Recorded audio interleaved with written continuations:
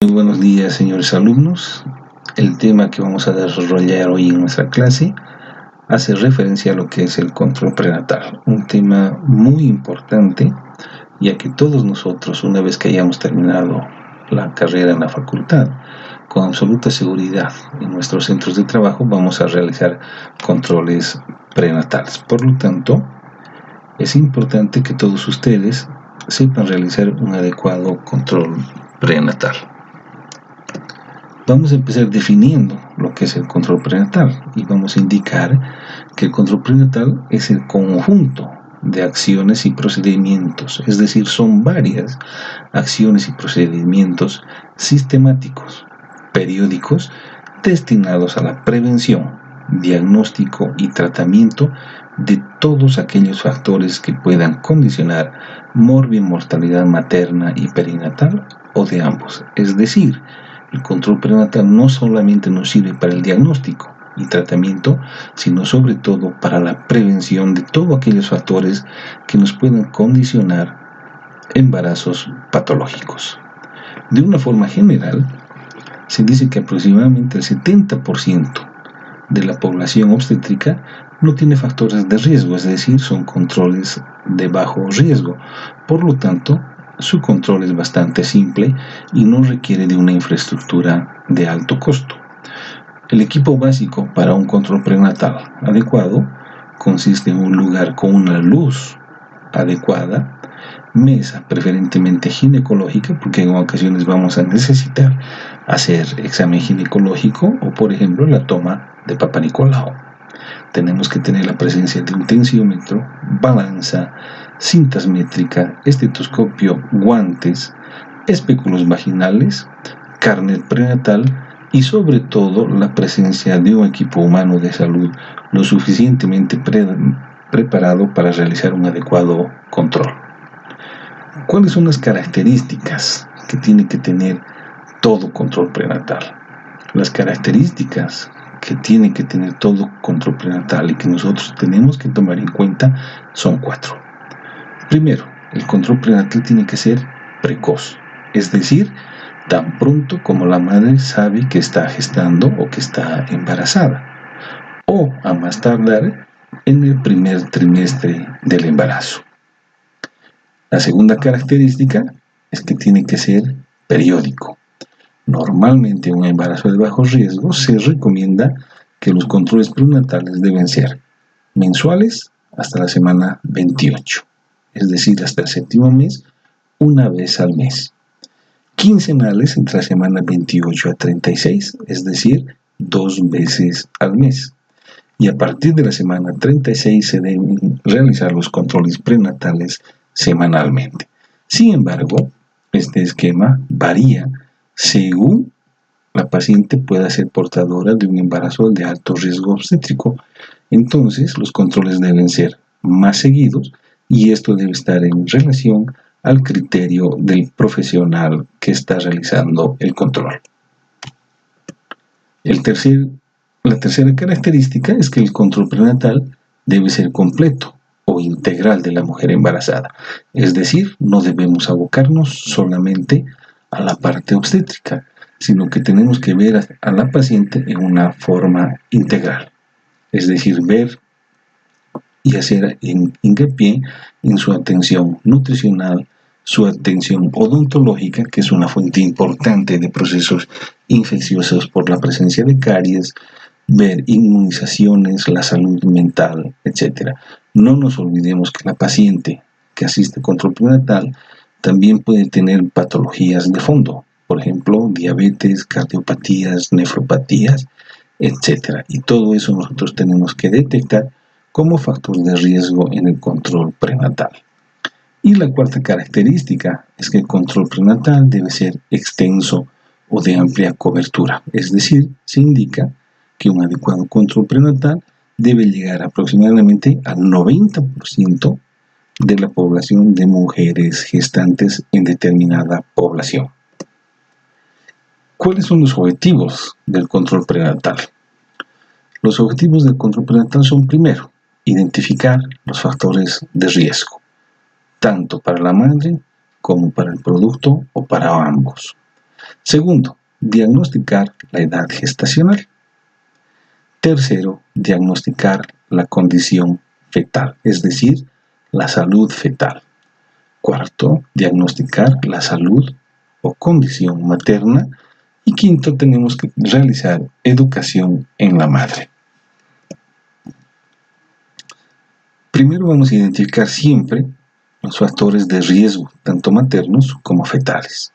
Y recordamos que nosotros siempre decimos que factor de riesgo es la característica biológica, ambiental o social que cuando está presente se asocia con un aumento en la posibilidad de sufrir daño tanto a la madre, el feto o ambos. Es decir, la misión fundamental nuestra en el control prenatal es identificar los factores de riesgo de la madre, del feto o de ambos. ¿Cuáles son los factores de riesgo de mortalidad perinatal a identificar en el control prenatal?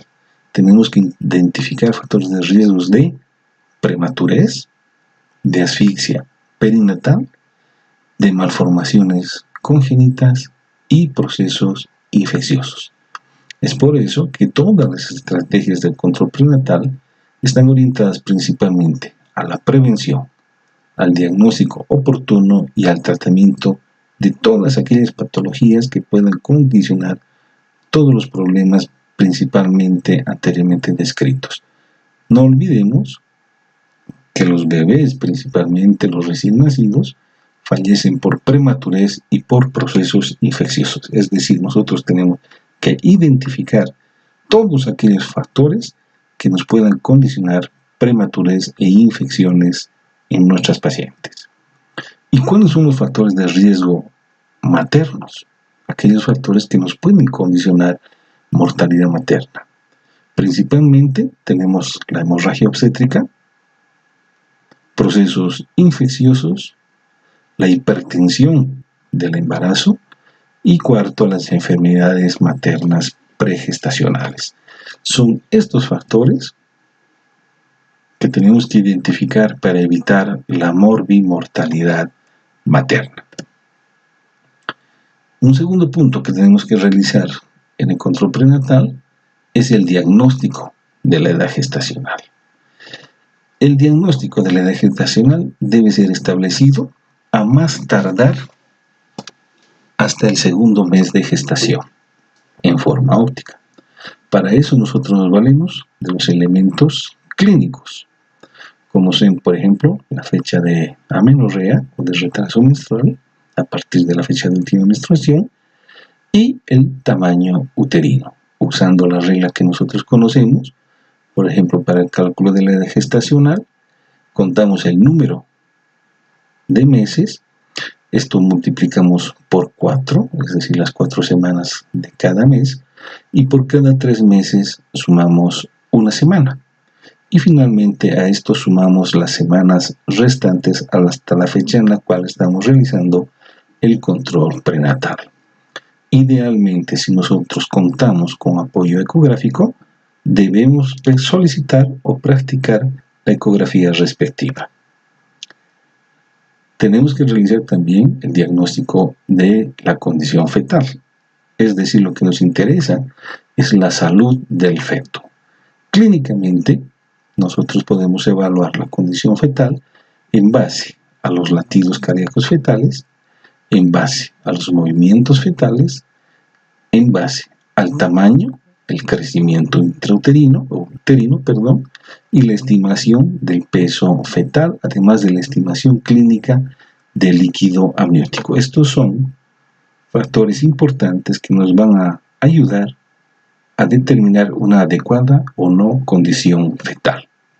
Los latidos cardíacos fetales normalmente con estetoscopio de Pinard se dice que son audibles desde la semana número 20. Sin embargo, con el Doppler fetal ya es posible auscultarlas incluso desde la 10ª semana.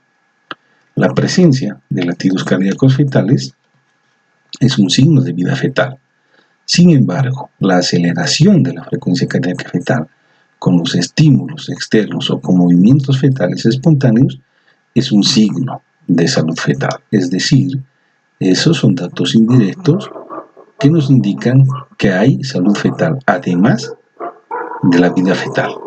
Normalmente nosotros sabemos que los latidos varían entre 120 y 160 latidos por minuto. Valores inferiores o superiores ya nos tienen que hacer sospechar de hipoxia fetal. De igual manera, los movimientos fetales nos ayudan a identificar la adecuada condición fetal.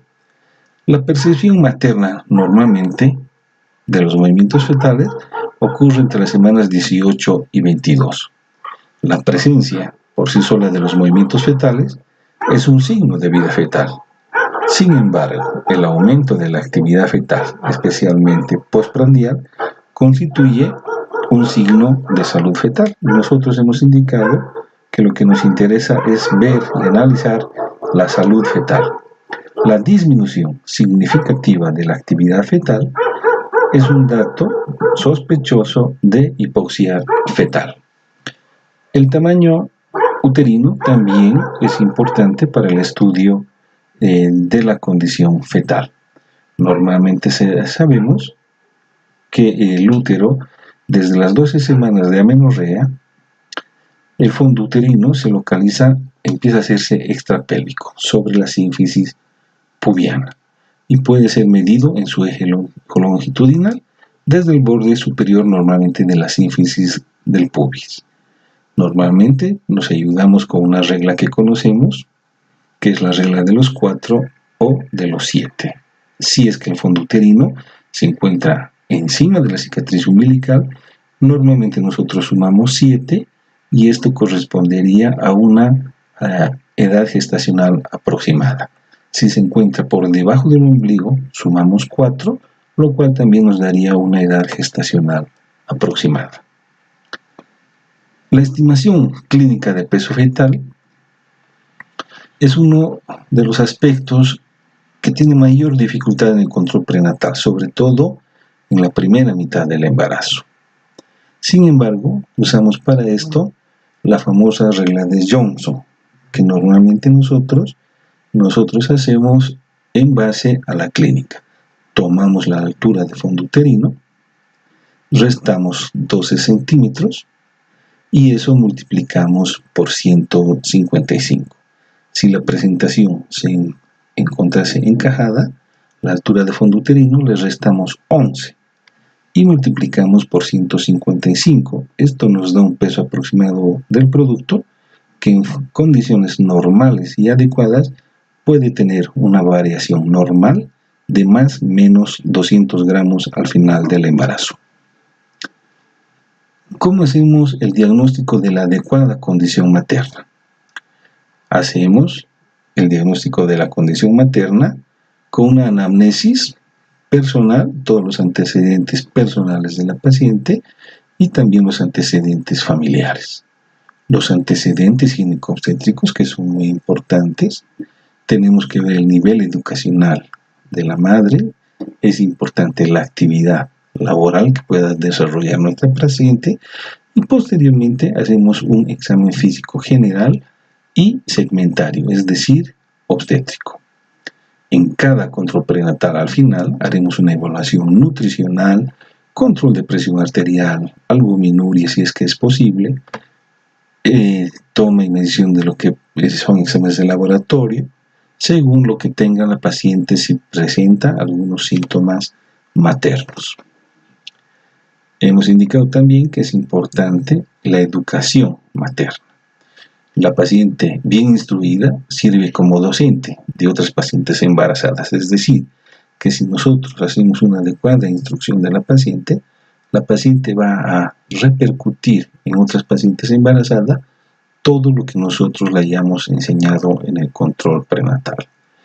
Dentro de lo que es la educación materna, ineludiblemente tenemos que hacer hincapié en signos y síntomas de alarma, es decir, por ejemplo, la presencia en algún momento de hemorragia genital, cefalea, signos de vasoespasmo, tinnitus, fosfenos, edemas, la eliminación del líquido transvaginal, la presencia de contracciones antes de la edad gestacional de término, etc.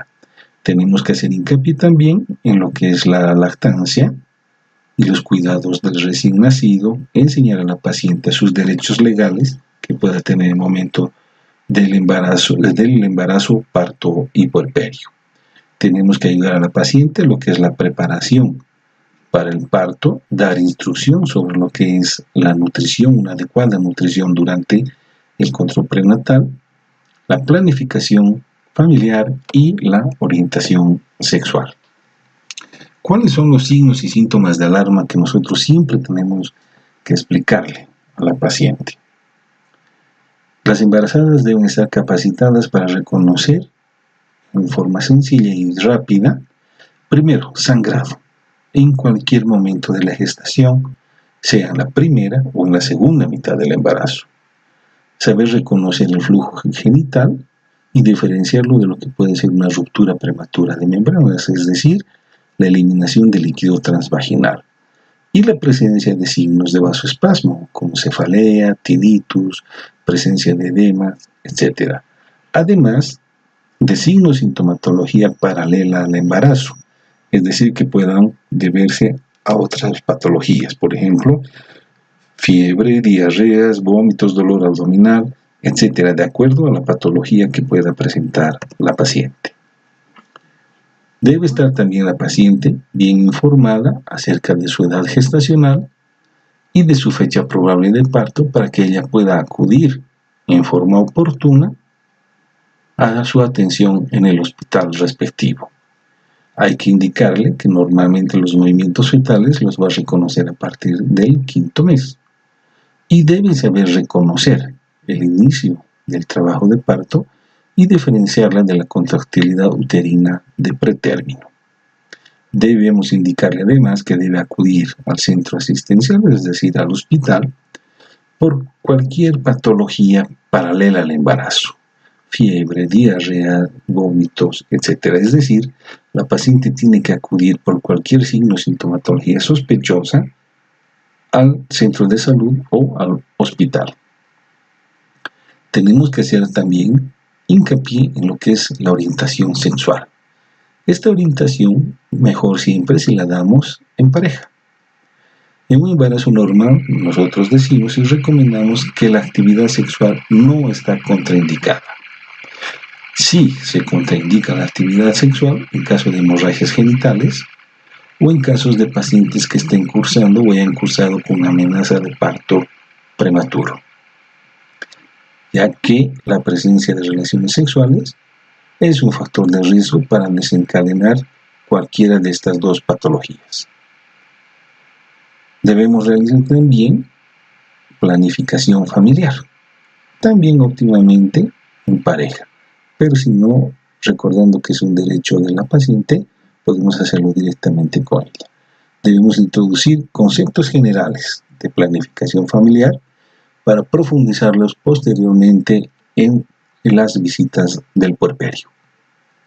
Debemos enseñarle y prepararla para el momento del parto, informándole cuáles deben ser los motivos de ingreso al hospital o a la maternidad, los periodos del parto, del trabajo de parto, el tiempo de duración del trabajo de parto, el tipo de anestesia que va a recibir si es que es sometida a una cesárea, o los ejercicios de relajación y pujo para el momento del parto. Finalmente, debemos realizar los exámenes de laboratorio necesarios para la paciente, sobre todo en su primera consulta. En un embarazo de bajo riesgo, los 6 exámenes de laboratorio en nuestro medio son hemograma, grupo IRH, el examen general de orina, BDRL, glicemia y la prueba rápida de HIV, sin olvidar que también debemos realizar en lo posible Papa Nicolau y el estudio ecográfico respectivo. Muchísimas gracias, señores alumnos, esperando que haya sido de su agrado la clase. Cualquier consulta, por favor, a sus docentes. Muchísimas gracias.